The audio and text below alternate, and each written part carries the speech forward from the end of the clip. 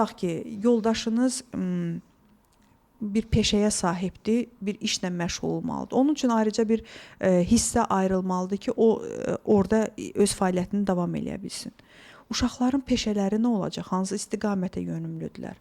Ona uyğun bir güşə yaradılmalıdır. Yəni sizə bir hadisə danışım, haşiyədən kənara çıxım sonra. Bir ev var idi.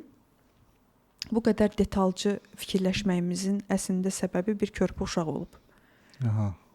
Evi inanılmaz dərəcədə bəzədik, düzədik. İdeal bir şəkildə kravatı uşağın istədiyi rəngdə, dolabı istədiyi rəngdə. Uşağın da cəmi 3 yaşı var.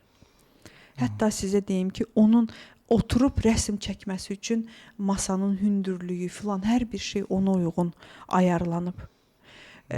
Elə də ürəklə danışıram. Ayşə bax, bunu sənin üçün elədik, bunu burada elədik, bunu bura qoyduq sənin üçün, sən burada rahat yazasan deyə, sən burada rahat uzanasan deyə, gün işığı sənə belə düşsün deyə və s. və axır uşağın sonunda verdiyi bir sual. Salih xanım, mən harda oynayacam?